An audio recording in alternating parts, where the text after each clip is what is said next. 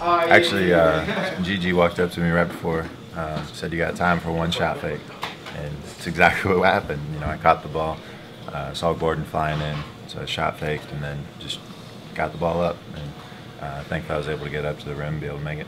Did you know it was on time when you let it go? I thought so. I was about 90% sure, but you know, there's always that little bit of doubt. So I was a little nervous, but at the same time, you know, just tried to get it up as quick as possible, and I was able to get it off in time. It's been a while, but all you did after the make was just a little fist pump. I just wanted to make sure it was good.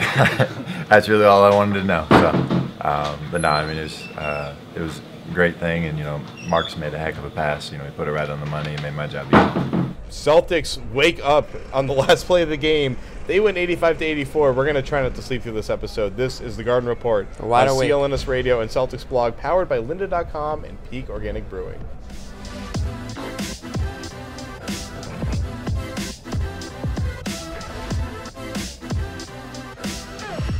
I am Jared Weiss. We've got Julian Edlow from CLNS Radio and WEEI.com. Jimmy Toscano from CSNNE.com, Metro Boston, Celtics blog, his mother's womb. Man of many talents.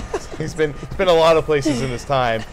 Tonight, we were all writing our game stories about how this was an absolute stinker, yet a relatively close finish. And then, holy crap, the game went absolutely crazy in the last minute. We're going to break it down. We're going to take a look at those last two plays. It's always fun when you have two thrilling inbounds plays to finish off a game where they both went in, and it's like the narrative changed constantly. So let's talk about that.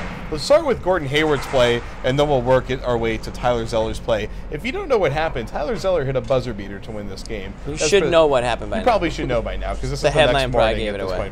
So first, let's talk about the Hayward inbounds play. Now, for both inbounds plays, the original play had to be canceled and call a timeout. Now, the Jazz get back out there. They're able to reset.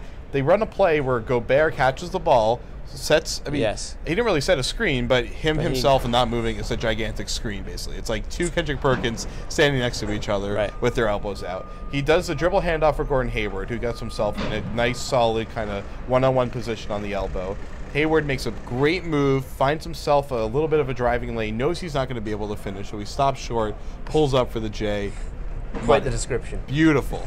Or you could just watch the replay, but I'm going to describe it for you. Jimmy. No, it was just after that moment, before the last play, what was going through your minds? During that play that you just after described? They scored, what was happening? Oh, well, I just want to say it was a great play by Hayward, and it was good defense by the Celtics, too. I mean, Zeller was right there. I mean, it wasn't like, I mean, it was just a good shot. I mean, he got enough space, he got the shot off. What was going through my mind after that? I said, oh, wow.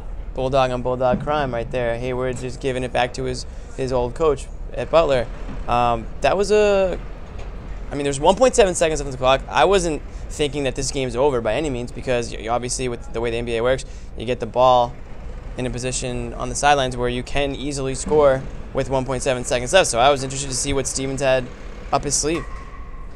Yeah, it was a great play by Utah. You know, they got the switch where Zeller wound up on Hayward, so he wound up not going all the way to the rim. Got a nice mid-range jumper. It was a great look. It went down, and then Zeller made up for it clearly on the other end. It was a great pass by Marcus Smart. You know, Jay Crowder was originally the first option, they said, in the locker room, and as you mentioned, they called timeout, go back to the drawing board, and Stevens drew up a good play. I just thought it was a good presence of mind by Zeller to know, you know, he didn't use too little time, he didn't try and rush it, and obviously he didn't hold on to the ball too long. He, you know, timed that move just right to get the game winner, so well done. It was perfectly done. It worked out well for them that they had just the right amount of time to comfortably get off a shot, make a basketball move and get off a shot, but still have the buzzer expire while the ball's in the air. Now, I want to talk about Marcus Smart's pass first, because so Marcus Smart's about 6'2", 6'3" or so. Rudy Gobert has a standing reach of almost 10 feet. So it's literally like throwing the ball over the rim. And Smart just nailed the pass, wasn't distracted by Gobert's movement, wasn't distracted by his long arms. And he got it just over Hood, but it wasn't so high that Zeller had to really leave his feet and kind of lose control of where he was. It was just the level, the trajectory, everything about it was perfect. It was a great pass, and Zeller caught it in stride going to the hoop. The one hand had enough time. It was, like you said, it was perfectly placed where he could come down with it in one motion and sort of make that little sort of hesitation move that he was purposely done. It sounded like Brad thought that Zeller lost control of the ball into the hoop, but I watched the replay a couple times. It didn't look to me like he lost control of it. It looked like that was a calculated decision to do what he did, and he put it up, and it was perfect pass, and it was a perfect play by Zeller to put it up when he did. Yeah, can't overstate the pass by Smart, going over somebody so much bigger than him, and like Jimmy said, for Zeller, it had to be in that spot if Zeller was going to catch it in stride and then be able to make a move in those 1.7 seconds and score. And to know, sorry, just keep going. I'm a jerk. You'll see a lot of times the players just kind of rush that. Zeller could have gotten it and tried to go right up with it, and probably would have gotten blocked. Or probably would have been a sloppy look. 1.7 seconds isn't much time, but you can do something with that time, and Tyler Zeller made the most of 1.7. And I was just going to say, Zeller obviously knew that with Gobert on the inbounds that he was the biggest guy down low at that moment, and he took advantage of it, and the way he went around the rim, the farther away, used the rim sort of as a defender. And Gobert actually got to the rim. Yeah, he got there quick. He got there quick, but not quick enough. It was like... He got there and got his hands up kind of when the ball was just getting over the rim, So Gobert was defending the inbounds pass. Yes, and somehow got to the rim in like in a second 1.7 was seconds. able to do it. It's incredible. He just turned around and just went like that. It took him about 3 or 4 strides. Yeah. But, I mean, it was unbelievable to run about like 35 feet or so. What was so great about it was that when he got to the point where he was about to take off, Gordon Hayward was kind of in his way, and it looked like if Hayward wasn't in his way, he could have kept going at full steam. Could have blocked that shot. There was a legit, if you really look at the replay, they should have just taken all the Jazz defenders off the floor and just let Gobert play it straight up by himself. Then maybe they would have had a better shot. Like 1-on-3 Rudy Gobert to stop a game-winning shot. I put my money on Gobert probably. But nonetheless, I want to talk about lastly here, Stevens, great job drawing up this play. What I really love, and Gordon Hayward pointed this out, and this is what it looked like when we saw it, was that Stevens knew that the Jazz were going to switch if there were any sort of pick and rolls there. And we saw that Zeller set a down screen through it. I think it was Crowder that was curling up.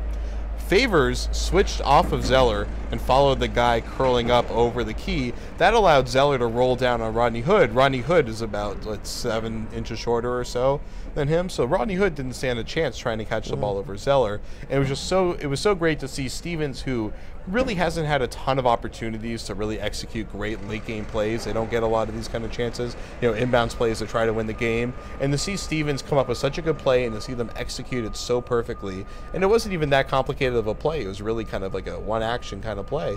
It was really great to see that the Celtics at this point are already ready to make these kind of plays, especially with the playoffs very much in the picture, Julian. Yeah, it's a good learning point for the whole team. Stevens needs to coach in as many situations like this as possible, and the team needs to gain the experience. That's what rebuilding years are about. You want to see the team tested in different situations, and they've seemed to have a lot of tests this year, and they've done better than we expected with them because they're almost in the 8th seed at the moment. So, we all knew that Stevens, that he was this kind of coach, that this is what he's here to do. Draw up plays in these types of situations. This is the type of thing that he's good at, and he proved that tonight. The whole team had nothing but good things to say about Stevens calling a play, getting the timeout, audibling it. This is one of Stevens' strong suits, and he showed why tonight. Yeah, that's what Jay Crowder said after the game. Because he was, I think, the first player, or he immediately ran over to Stevens after the shot, and somebody asked Crowder what he said to Stevens, and he just said he told him, like, wow, what a great play you called, and he was saying how it was just a completely different play than the one before that, because the one before that they had to call a timeout for. So he was just very impressed by the play call that Stevens made, and I think the players really do believe in what Stevens, his knowledge of the game and the play. They really kind of buy into everything he's preaching out there.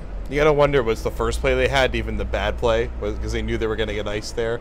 They knew they were going to pull it off. They had to call a timeout, so maybe they saved the good play for the second one. All right, so we're going to cut it short because there's a guy waving his hands behind the camera right now to get us to stop doing the show. That's our producer, Kyle George. His Twitter handle is @Caillou, and then Kyle's camera is his Instagram. Is that right?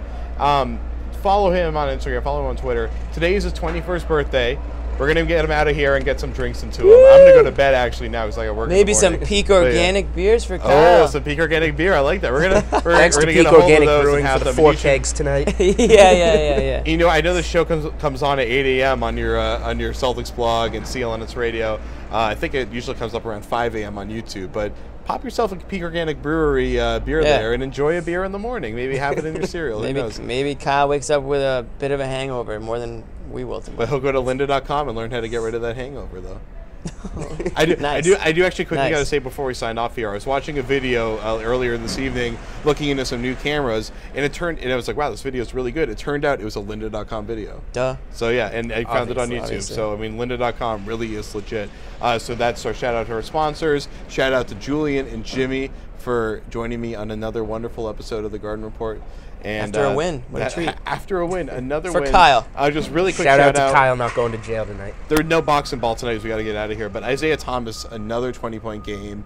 He's 19 in the second half. Unbelievable. Yeah. So he's had, I think, 6 or 7 games. He's had 20-plus points now for this team. So he really is changing things here. And there's a lot more to talk about there, but we are not going to get to it because we want to get out of here. So Garden Report, peace out. Man, it was tough. You know, they put a taller defender on the ball, and you know, I had to pass fake the ball to get him leaning one way, and Tyler did a great job sealing his man off, and I just put it at the back of the backboard. Yeah, I did. Just a good play. Good audible because we had drew up something way different, and we had to come up with another play as soon as possible. So that was a good play. I just told him good job. Brad Stevens the real MVP? Oh, for sure. Again, TZ. So that's why I ran up to him and told him, like, it's a heck of a play.